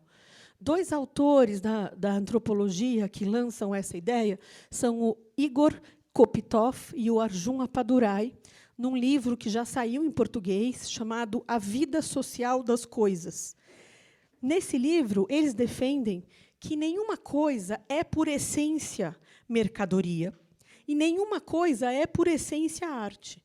Os objetos eles têm estados, eles vão passando de um estado para outro. Então, eles podem passar do estado de uma pintura corporal ritual, aí, quando aquela pintura passa a ser aplicada sobre tela, ela passa para o estado, talvez, de uma pré-arte. Quando ela é exposta em um museu, ela passa para o estado de arte. Quando ela é vendida no mercado, ela passa para o seu estado de mercadoria. Então, ele diz que o que interessa para a antropologia da arte é justamente estudar a biografia dos objetos, como eles se transformaram em arte, da mesma forma que eles podem... tem alguns que deixam de ser vistos como arte, e como estas transformações sucessivas fazem com que a gente tenha que pensar sobre mercadoria e sobre arte, não como fenômenos estáticos, mas como estados que são transitórios, né? Você pode passar de um estado para o outro e voltar. E eu vou encerrar aqui. Eu só vou finalizar dizendo o que eu fiz. Então, lá na comunidade, essa sou eu vários quilos atrás. O que eles arranjaram para eu fazer foi retocar a pintura. Então, eles já me davam as tintas prontas, e, como eles viram que eu era péssima de fazer a mistura, eles me davam a tinta pronta, e, como eles pintam sentados no chão, tem muita migalha de sanduíche que cai, os cachorros pisam em cima. Então, os antropólogos ficam fazendo os retoques. E aí eu fiquei muito incomodada, porque a nossa noção sobre a autoria diz que eu não posso retocar a tela de um artista que já tem um nome, que tem um certificado que vai ser vendido junto com isso. E ele dizia, imagina, você pode retocar à vontade, porque o dreaming que está aí, você não entende. A autoria não é quem põe a mão. A autoria é quem conhece o que está por trás dessa pintura. Esse dreaming não é seu, você não conhece essa story. Você não vai ser autora nunca. Então, vamos aí trabalhando, retocando. E, então, isso foi o que eu fiz lá. Eu vou encerrar aqui a fala. E muito obrigada por essa oportunidade, que, para mim, eu fico um pouco envergonhada, porque eu estou falando para um público, imagino, não deve haver aqui antropólogos, né? Porque eu geralmente falo para pessoas para quem é bastante familiar falar de povos indígenas. E, então, para mim, é uma coisa muito nova estar falando para vários artistas, para gente de espaços independentes, tal. Mas eu espero que, de alguma maneira, possa ter atingido vocês, nem que seja pela beleza dessa pintura. Então, obrigada, e passo a palavra.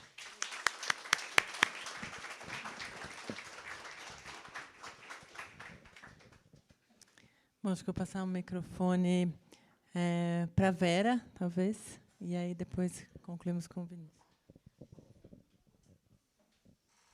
Aquelas perguntinhas, vou deixar para o final, para a gente bater um papo geral.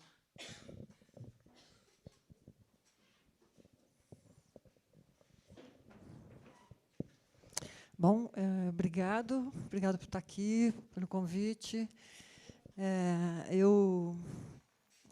Nessa apresentação que eu preparei aqui, Vou estar diretamente lidando com questões que a Thaisa colocou nos seus comentários iniciais, e também me baseei num diálogo mais próximo com o texto da Tatiana, que eu acho que é a ponte, não é, entre disciplinas, enfim, uma disciplina da pós que ela participou, a gente começou a conversar um pouco sobre isso, essas coisas foram, de alguma forma, discutidas lá, parcialmente.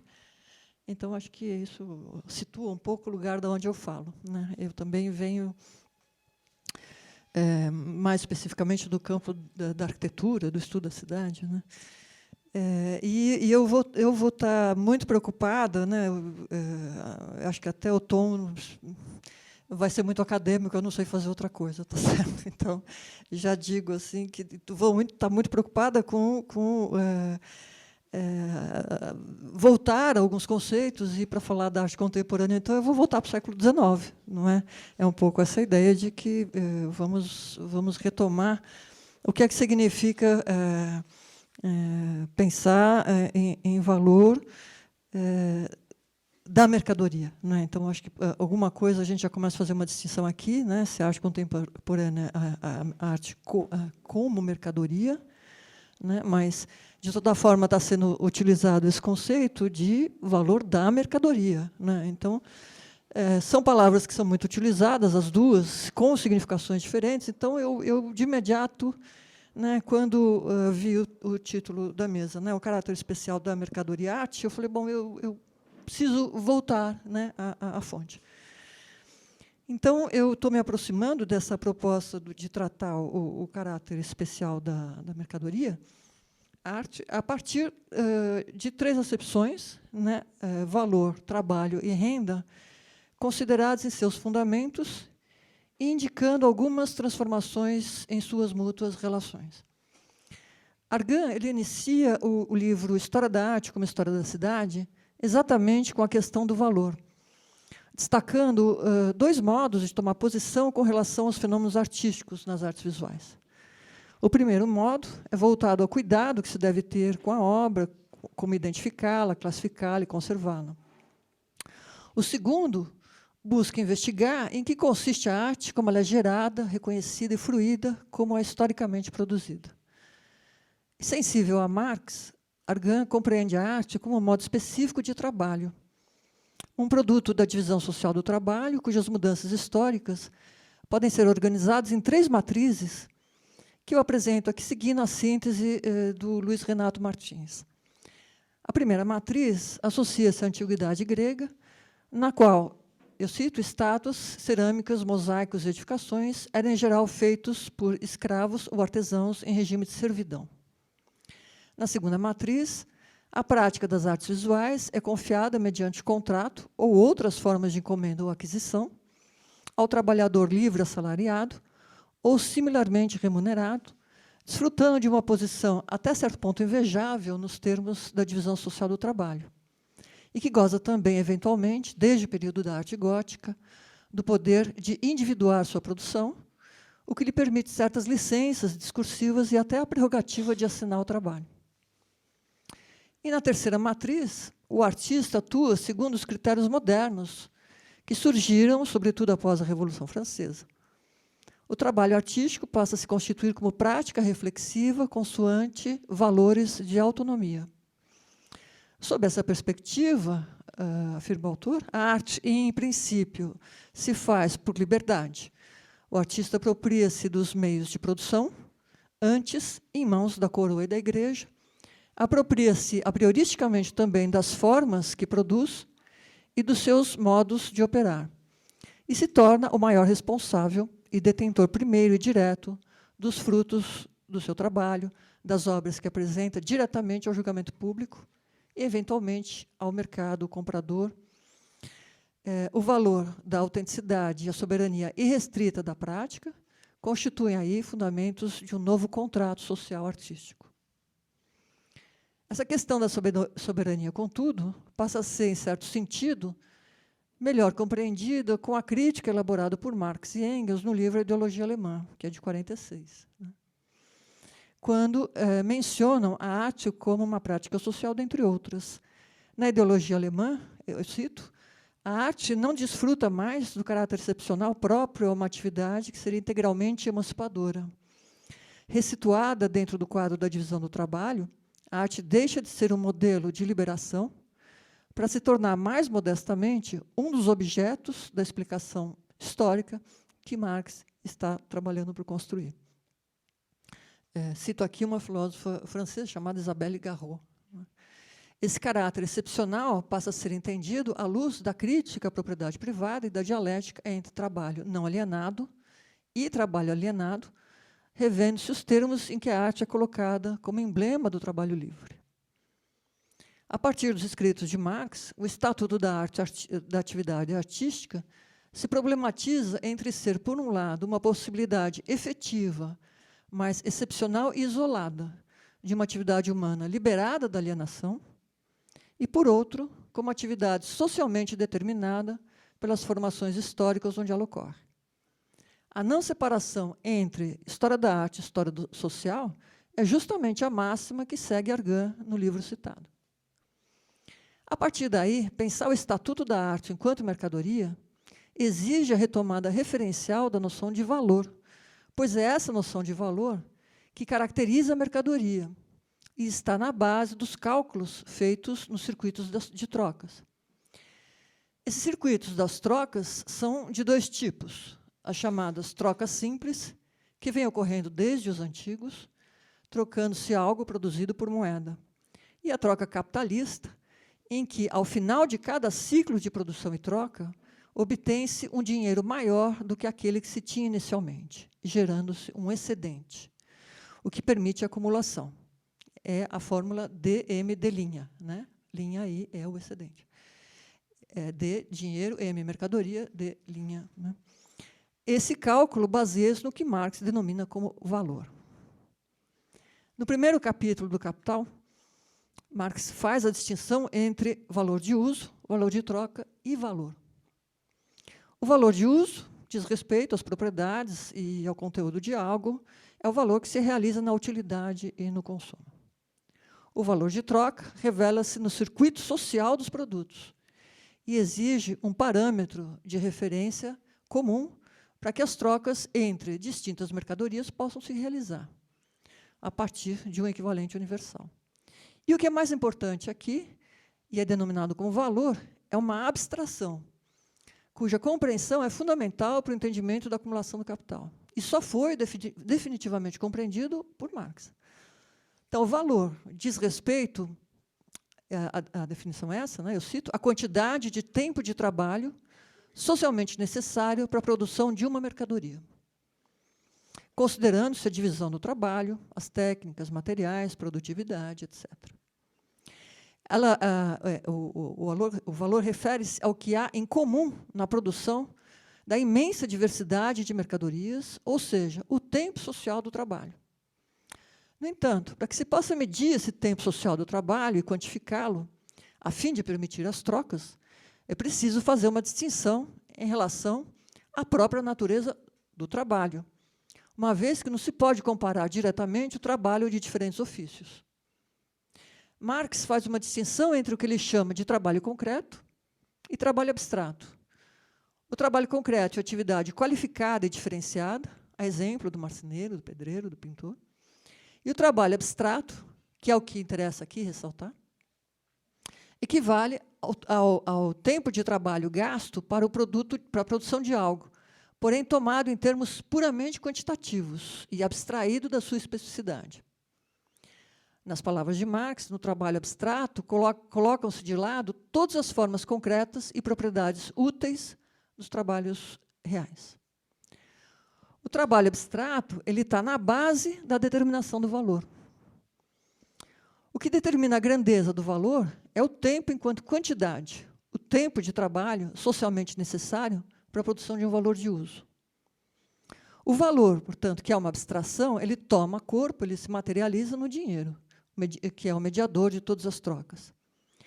E é o cálculo do valor que permite ao capitalista saber quanto de trabalho não pago, ou mais-valia, né? Mais-valia é trabalho não pago, quanto esse capitalista obtém em relação aos salários com os quais remunera a sua força de trabalho. ele paga sempre menos do montante de valor que essa força gera, embolsando a diferença. O preço da mercadoria, né, nos circuitos de troca, estará em relação com o seu valor de produção. Porém, ainda será balizado por outros fatores flutuantes, conjunturais, que incidirão sobre a sua variação, oferta de similares, demanda, etc. Então, o valor e a mais-valia são gerados no circuito da produção da mercadoria e envolvem a exploração da força de trabalho com trabalho não pago. Em síntese, essa lógica de produção e acumulação do capital expressa-se como a lógica de valorização do valor. Bom, por um lado, entende-se que a arte está fora desse esquema, né? Pois ele diz respeito à produção mercantil, inicialmente manufatureira, depois fabril e industrial. Em princípio, não cabe considerar na arte o trabalho abstrato, pois todo o trabalho do artista é qualitativo e não replicável, não passível de quantificação de sua produtividade. No entanto, na condição contemporânea, a arte tem deixado de ser exceção no mundo mercantil, sendo tratada como mercadoria. Então, essa passagem ocorre mais especificamente quando ela integra os dois circuitos das trocas citados, tendo impacto, sobretudo, no segundo daqueles circuitos, no DM'. Né? Ao vender seu trabalho e trocá-lo por dinheiro, o artista, nesse momento, está simplesmente exercendo a troca simples. Mercadoria, dinheiro, mercadoria. Quando o comprador faz da arte um meio para obter um excedente na sua venda, a arte se torna mercadoria no circuito DM', gerando ganhos que podem se dar na forma de lucros ou rendas. Ainda outros aspectos a se considerar na realização de trabalhos artísticos: os materiais empregados, objetos técnicos, dispositivos de todo tipo e mão de obra, como via de regra, são mercadorias cujo valor é proveniente da matriz de cálculo citada.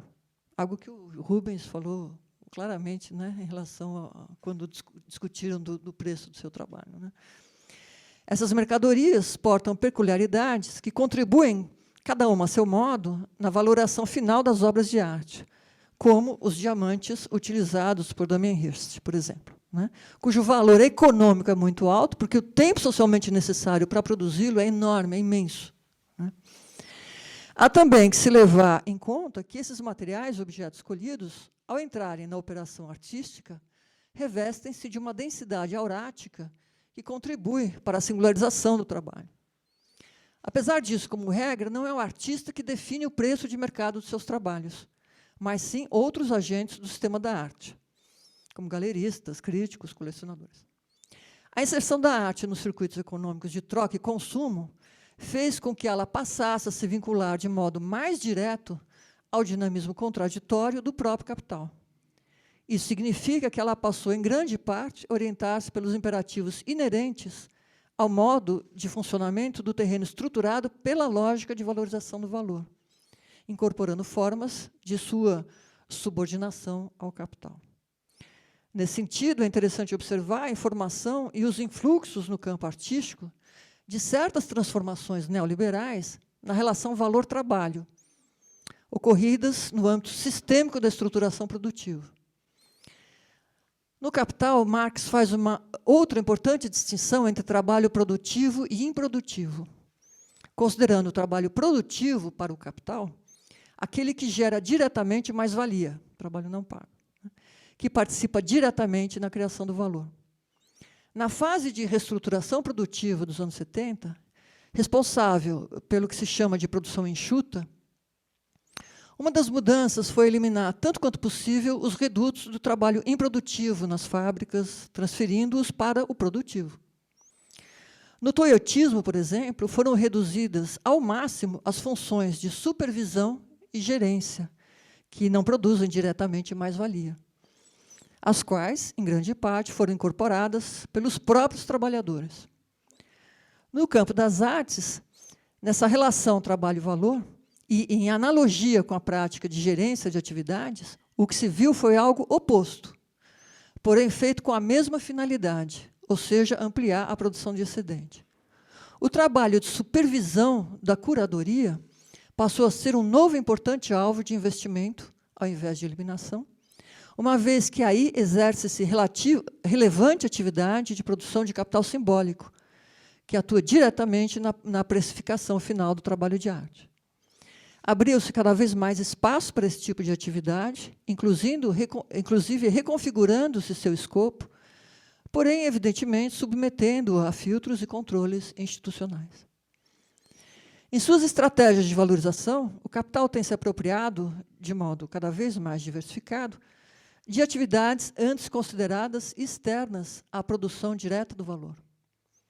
No âmbito do trabalho, algumas análises, a exemplo do filósofo Maurício Lazzarato, né, têm mobilizado novas acepções, como as de trabalho material e trabalho imaterial, as quais procuram dar conta das novas figuras do trabalho diante das atuais condições, modalidades e formas de atividade derivadas da revolução tecnológica, informacional e comunicacional e da chamada flexibilização, né, do processo produtivo em curso.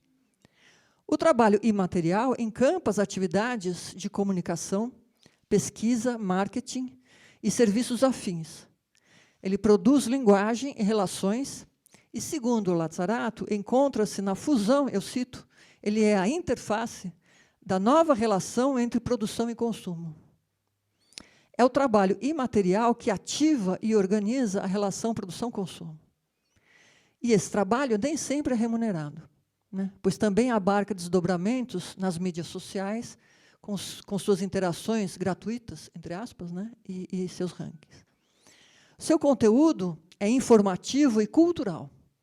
Ele diz: a mercadoria produzida pelo trabalho imaterial não se destrói no ato de consumo, mas se expande, transforma e cria o ambiente ideológico e cultural do consumidor. Lidando com desejos, escolhas e o imaginário, o trabalho imaterial produz, ao mesmo tempo, subjetividade e valor econômico. A essa sua esfera de ação e influência associa-se o fato da criatividade ter se tornado uma mercadoria tão celebrada, inclusive a ponto de insuflar o que tem sido chamado de economia criativa. Bom, nessa chave, a valorização da pesquisa, né, inclusive da pesquisa acadêmica, destaca-se na economia do campo artístico, como indica o atento interesse de agentes do sistema da arte em certas investigações que contribuem para a legitimação ou certificação de certos nomes.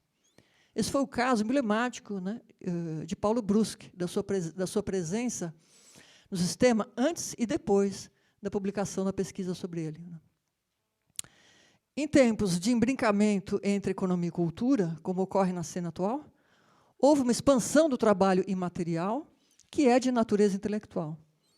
Esse tipo de trabalho se embrenhou no terreno da arte, ampliando seus espaços de comunicação e consumo. É preciso lembrar, contudo, que ele também é regido, assim como o trabalho material, pelo fetichismo da mercadoria, sendo ilusório crer que seja autodeterminado. O fetiche da mercadoria responde pelo encobrimento das características sociais do trabalho empregado na realização da mercadoria. O valor, afirma Marx, né, transforma cada produto do trabalho num hieróglifo social. Ao olhar uma mercadoria, não se sabe como e quais relações de trabalho a criaram. Tudo fica oculto, fetichizado. No presente, o mundo do trabalho e do consumo encontra-se contaminado por múltiplas fetichizações. E estas são incontornáveis para a arte tratada como mercadoria. A arquitetura contemporânea nos museus de arte é emblemática desse acúmulo de fetichizações, tanto na sua edificação quanto no seu consumo. Como indicado, o caráter especial da mercadoria arte passa pelo modo como a arte gera excedente por meio do mecanismo da renda e, mais especificamente, da renda monopolista. Reporta essa análise a David Harvey, no seu livro A Produção Capitalista do Espaço. A renda monopolista advém do controle exclusivo de algum item, direta ou indiretamente comercializável, que é, em alguns aspectos, crucial e único. Esse tipo de renda está intimamente ligado, por um lado, à ideia de competição e concorrência, e, por outro, à escassez e raridade do item em pauta. Marx, ao tratar desse conceito no Capital, fala em vinhedos e na produção de vinho, que pode ser vendido a preço monopolista, em função de qualidades excepcionais de suas terras, clima, etc. No campo da arte, a renda monopolista tem sido extraída sob distintas maneiras, diretas e indiretas, a exemplo de quando os trabalhos são negociados como investimento ou quando associados a espaços e lugares específicos por meio de circuitos turísticos. É comum essas formas se cruzarem. As rendas monopolistas, elas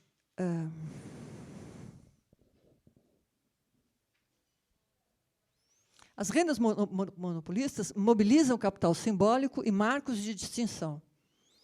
A cultura, eu cito Harvey, está cada vez mais enredada com as tentativas de assegurar tal poder monopolista, exatamente porque as alegações de singularidade e autenticidade podem ser melhor articuladas enquanto alegações culturais, distintivas e irreplicáveis. Nesse tipo de renda, há duas contradições, diz Harvey.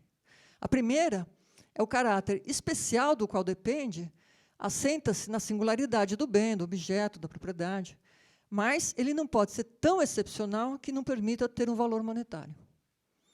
E, se for sujeito a réplicas ou imitações, menor será seu potencial de rentabilidade. Segunda contradição, quanto maior a competição envolvida entre os interessados na aquisição do item, maior a concentração e mais rápida a força do monopólio. Os processos de mercado dependem, ele diz, do monopólio individual dos capitalistas de todos os tipos sobre os meios de produção de mais-valia. No caso da arte, coleções de particulares, de institutos e de certos museus de arte integram e reforçam a formação e a existência desses monopólios, ainda que também protejam as obras.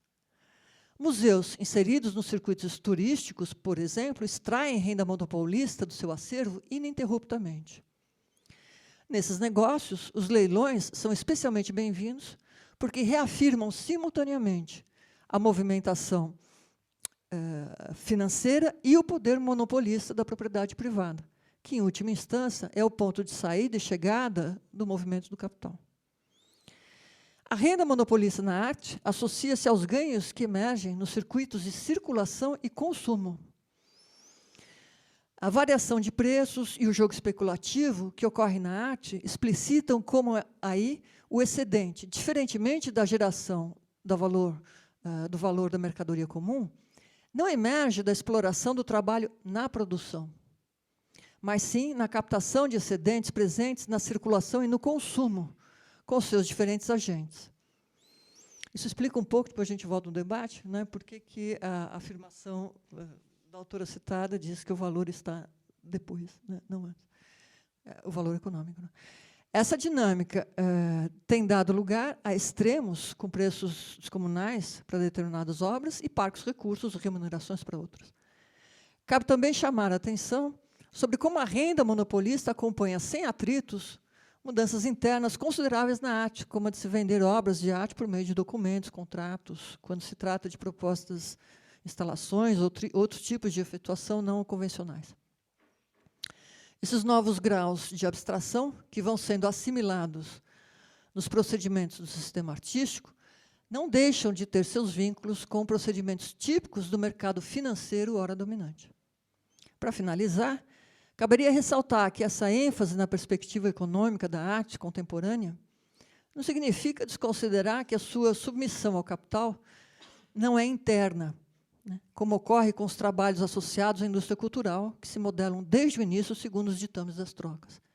A sua mercadificação da arte contemporânea se dá a posteriori da sua concreção, garantindo-lhe, em tese, porém sempre dialeticamente, um plano interno de não subordinação.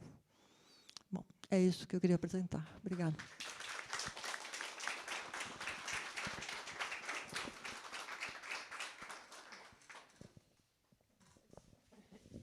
Eu queria passar a palavra aqui para o Vinícius.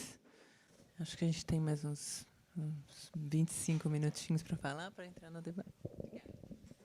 Bom, vou ser breve, dado o adiantado da hora, a minha fala acaba sendo quase um epílogo, mas eu acho que várias questões já foram colocadas pela Thaisa na apresentação, pela Vera também, que falou aqui, né, valor de troca, valor de uso, de maneira muito clara e fundamentada, né, na teoria marxista. Então, bom, a minha proposta, né, primeiro aproveito também, agradeço a Thaisa e Tatiana pelo convite. Na primeira abordagem, eu acabei respondendo que eu não via como poderia contribuir com o debate, uma vez que eu trabalho basicamente pesquisando exposições, né? E depois, na nossa troca de mensagens, acabei né, fazendo essa proposição que poderia tratar, então, do conceito de valor de exposição dentro do tema proposto para o encontro. Obviamente, aí o autor citado seria o Walter Benjamin. Acabei escapando, aí, por sorte, né, o Rubens Mano acabou falando sobre o texto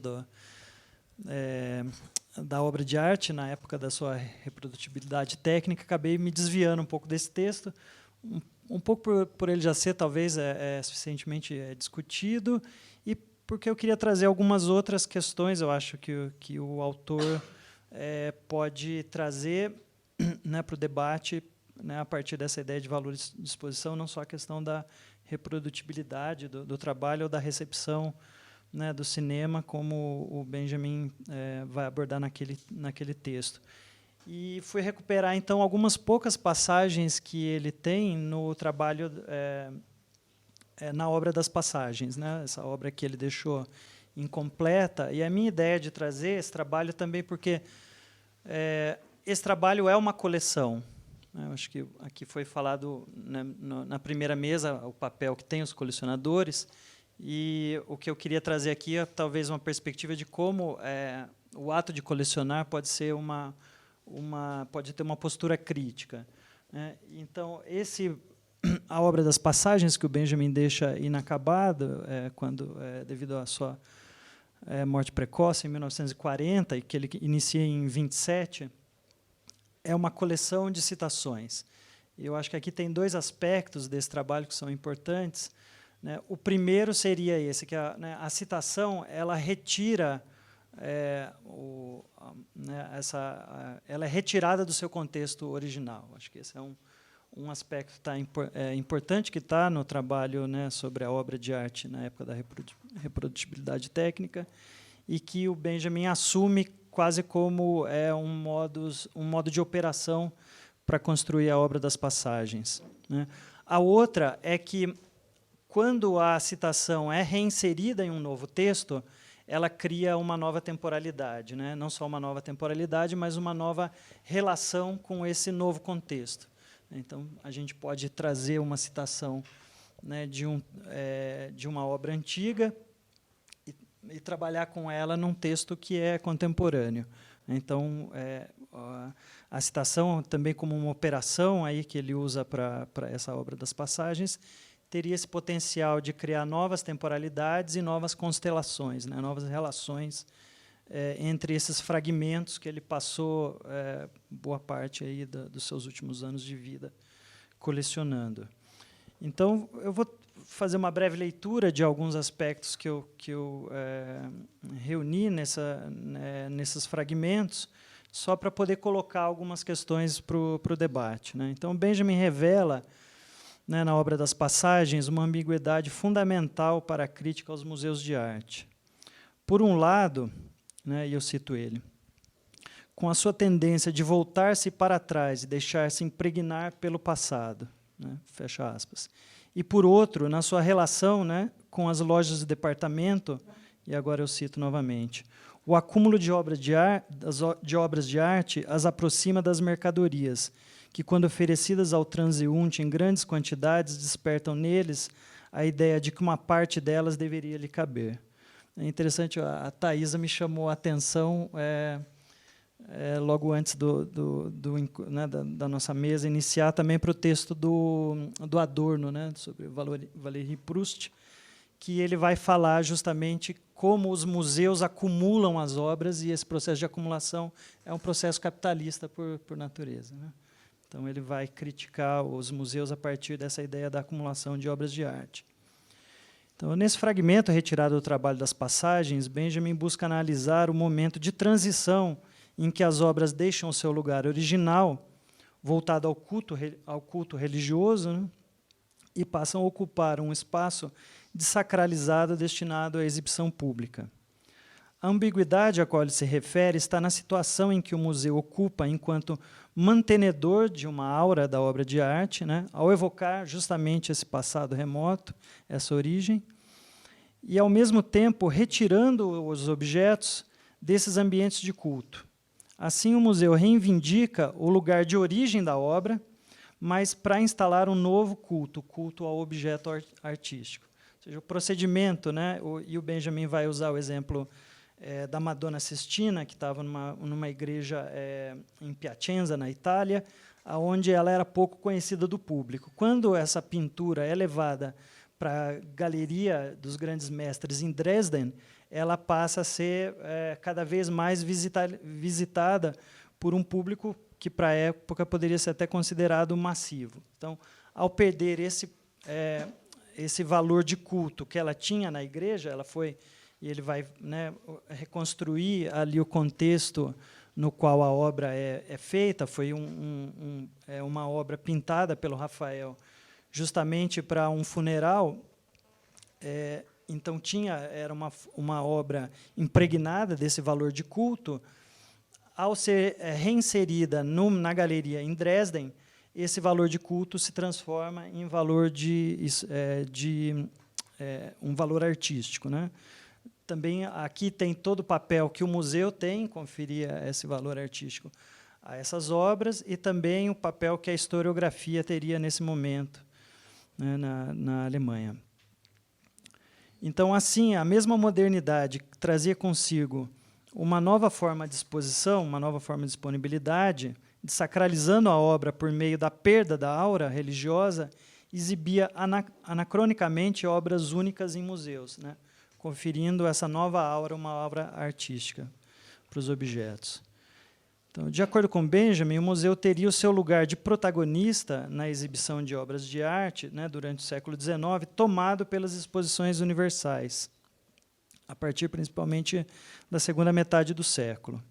Esse novo complexo expositivo surgiu justamente no momento de formação, tanto de um mercado moderno, né, de arte no seu sentido moderno, quanto de uma arquitetura dedicada a vitrines de exposições, né, displays de produtos industriais que foram desenvolvidos para essas mostras, também voltadas ao grande público. Nesse novo ambiente, as obras, então, desprovidas de sua aura, são exibidas na condição de mercadorias. E eu cito Benjamin. As exposições universais são lugares de peregrinação ao fetiche da mercadoria. Elas idealizam o valor de troca das mercadorias. Cria um quadro no qual o seu valor de uso passa para o segundo plano. Inaugura uma fantasmagoria a que o homem se integra para divertir-se. Então, as exposições teriam essa capacidade de retirar das obras o seu valor de uso, né, o valor, aqui também, de novo, a gente pode pensar, né, na Madonna Sistina ou outras obras no seu contexto original, ou seja, esse valor de uso seria o valor de culto, né, no caso da Madonna Sistina. E, ao ser levada para o museu, para outras exposições, esse valor... desculpa.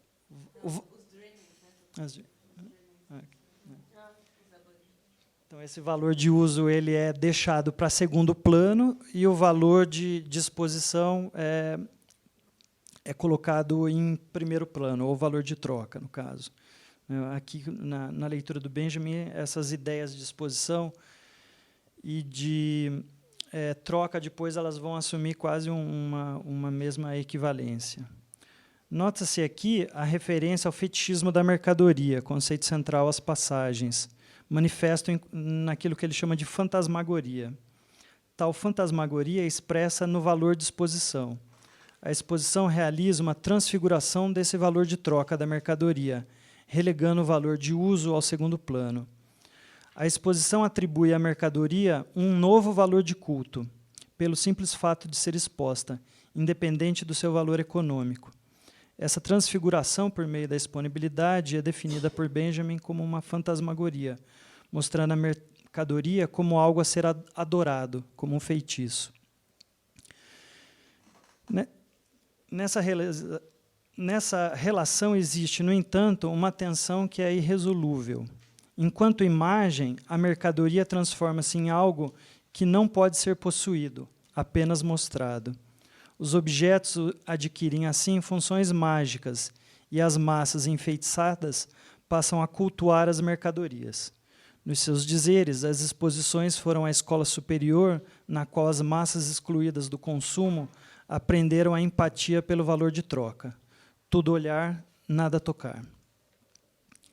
As exposições universais aproximaram e distanciaram ainda mais a arte do grande público.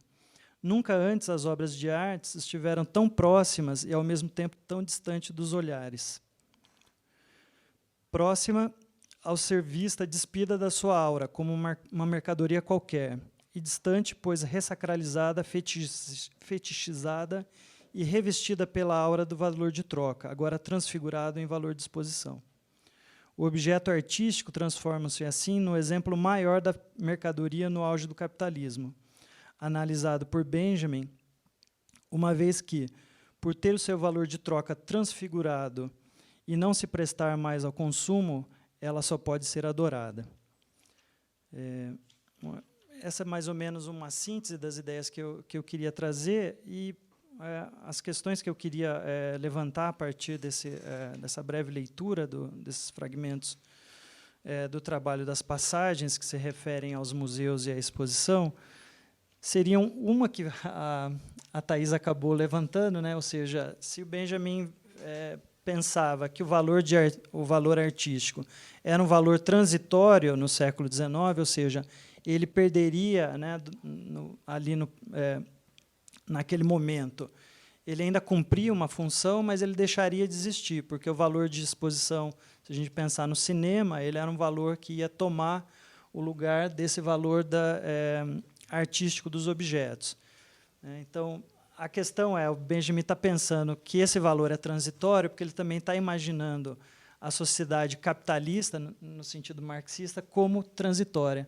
Então, esse valor artístico só perderia o seu local na medida em que pudesse ser superada a sociedade capitalista, que faz com que a obra de arte tenha essa função determinada. Então, a Thais já quase antecipou a minha pergunta nesse caso e também a resposta. Mas uma outra questão que eu acho, ou duas questões que são fundamentais e que eu acho que ainda ficam em aberto, primeiro, qual a capacidade, então, que a arte teria de ser crítica a esse processo. Acho que o Rubens também trouxe isso para o debate. E, para o Benjamin, o que é interessante, ele está notando que, nesse momento, o dadaísmo e o surrealismo antecipam uma forma de recepção da arte que é muito própria do cinema.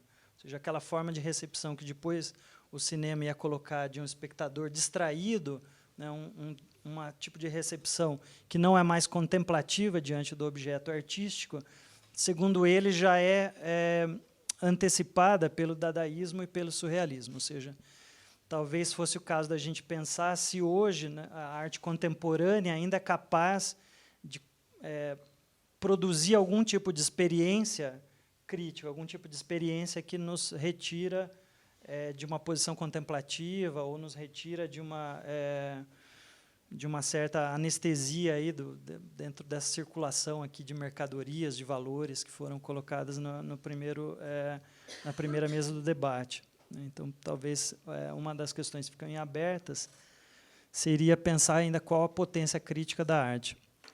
E outra é esse papel que eu acho muito curioso. O Benjamin vai falar o papel do colecionador. Segundo ele, o colecionador seria capaz de fazer a mesma transfiguração do valor de uso em valor de valor de troca nesse valor de disposição, nesse valor transfigurado. Porque ele vai justamente, o colecionador, ele retira os objetos desse sistema de circulação, né? E o valor econômico para ele não é o mais relevante. Ele vai, né, adquirir as obras motivado por outros interesses. Agora, o que é curioso é que, na leitura que ele faz dessa capacidade de transfiguração que o colecionador teria, é a distinção que ele faz entre o colecionismo público, o colecionismo privado e uma terceira forma de colecionar. Então, segundo ele, o colecionismo público ainda teria uma certa importância, porque ela permite, por exemplo, hoje a pesquisa acadêmica, né? A pesquisa acadêmica ela é viável porque nós temos museus, temos coleções públicas que nos permitem acesso à obra de arte. Segundo ele, aí a coleção privada já não teria esse mesmo tipo de importância. Ficou muito claro aqui, também na primeira mesa do debate, como o colecionismo privado ele atua dentro desse sistema de criação de valor de mercado, ou seja, ele não é um tipo de colecionismo desinteressado como esse que o Benjamin vai falar. E, para ele, a terceira forma de colecionar seria essa forma pessoal de se colecionar, ou seja, como o indivíduo coleciona esses objetos de arte e como ele dispõe desses objetos. E que, justamente, nessa organização pessoal que você poderia fazer dessas obras, né, no espaço privado da sua casa, você seria capaz de atuar, segundo ele, próximo à maneira como atua o historiador, né, criando novas relações entre esses objetos. E a capacidade que teria, então, essa forma de operação, né, do colecionador, que é muito própria, né, muito parecida com a forma de organização que ele tem das citações na obra das passagens, de atuar de maneira a desconstruir uma leitura linear da história, ou seja, essa leitura que os museus usam de retomar a origem dos objetos, essa sua situação primordial, que vai fazer com que os museus atribuam valor artístico a essas obras, o Benjamin vai entender que esse colecionador, ao reorganizar os seus objetos de uma maneira distinta dos museus, ele seria capaz, então, de criar ali rupturas nessa historiografia da arte e, portanto, atuar de maneira crítica a partir da organização desses objetos.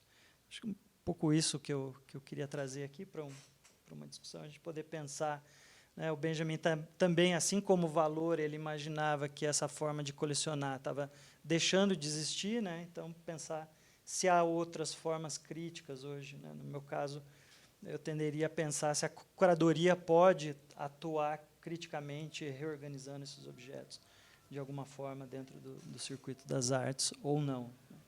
É isso que eu queria trazer. Obrigado.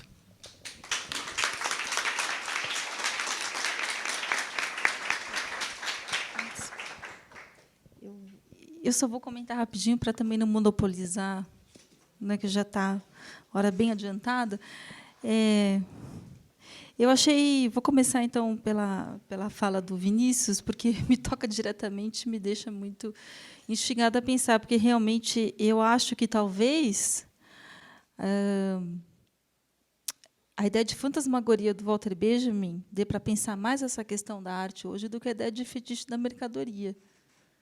Né? Porque quando ele fala da fantasmagoria como sendo, na verdade, o centro, né, da cultura capitalista, né, aí você pode trabalhar mais com as coisas que estão envolvidas em relação à arte, né, o que talvez a leitura do fetiche da mercadoria do Marx talvez não contemple todas as características que esse objeto específico, que é simbólico, que tem vários tipos de valores, né, comportam. Então, esse conceito de fantasmagoria, que é até um conceito que ele coloca no centro da Obra das Passagens, e também ele não é tão aprofundado pelo próprio Walter Benjamin, realmente fiquei pensando, realmente é isso, é o fantasmagoria, talvez não fetiche mais na mercadoria, né, para você pensar como é que toda a arte, né, todo esse ambiente cultural se coloca a partir do século XIX. Aí eu pensei, a minha questão sempre, eu acho que é a questão que me deixa, e que eu acho que fica aberta ao que você colocou agora, né? Quer dizer, a gente vê, bom, é fácil até a gente, na verdade, descrever o que acontece. Essa não é a dificuldade. A gente consegue descrever o que acontece, né, teoricamente, do ponto de vista econômico, do ponto de vista antropológico, a gente consegue descrever o que acontece. Agora, a questão é sempre, é possível, né, dentro desse sistema que parece tão fechado, você ainda tem, você acreditar que existe um valor crítico, né, ou que a arte é pensada ainda como esse espaço de liberdade? Porque, enfim, se essa ideia de que a arte é autônoma, tá certo? Aí eu volto lá ao Kant, porque a ideia do Kant que o Adorno vai pegar e que o Marx vai pegar, enfim, a arte como algo autônomo. Autônomo no sentido do Kant, por exemplo, é aquilo que dá regras a si mesmo. Autônomo não é a total liberdade. A pessoa autônoma é aquela que é capaz de dar regras a si mesma. O que ele está querendo dizer? As regras da obra de arte são dadas pela própria arte.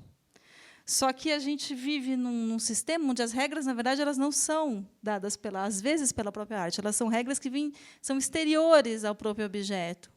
Então, mas existe, de certa maneira, uma certa autonomia. É tão engraçado que, quando a gente vê a Ilana falando da questão da arte aborígene, como tem essa questão da autonomia na arte aborígene, como isso, para eles, é uma coisa importante. Como você falou, ali tem uma história, não é qualquer um que faz.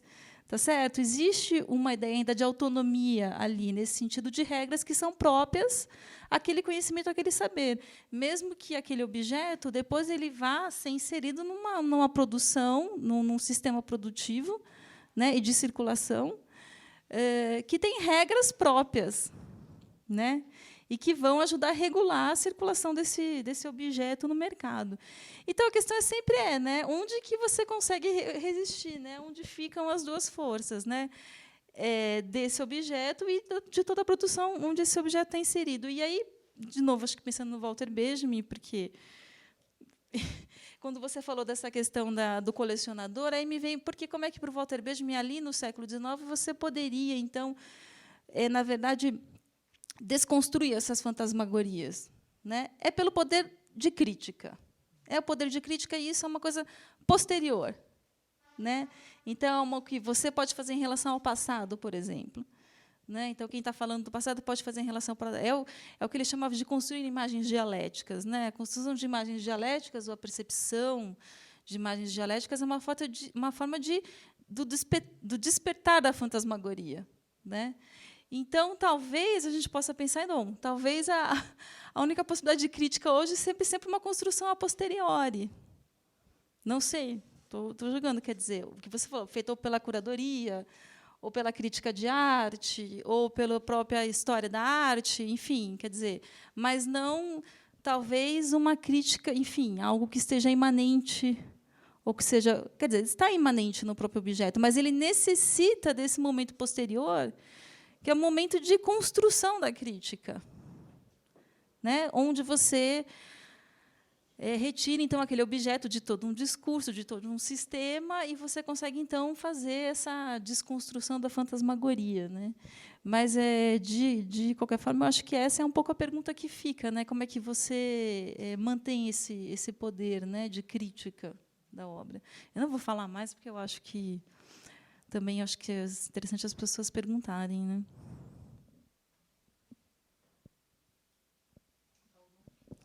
Vamos abrir, então, para questões. Aproveitando esse gancho que vocês dois colocaram sobre como que ainda pode se fazer crítica através da obra e tal, queria meio que devolver com outra pergunta, assim, tipo, qual que é a necessidade, existe essa necessidade da obra fazer essa crítica ainda? Acho que as coisas que o Vinícius falou, me parece muito interessante, com muitas coisas que você disse sobre esse processo da fantasmagoria do Benjamin, sobre retirar um valor original da obra, ressignificando, colocando em outro lugar. Isso me parece estar já presente hoje de uma forma até um pouco invertida. Assim, a gente vê, eu, na verdade, vejo um excesso de crítica que já faz parte da própria anestesia geral do estado da arte hoje, sabe? Então, isso vai se dar desde uma série de iniciativas que só arranham a superfície, não atacam estruturalmente o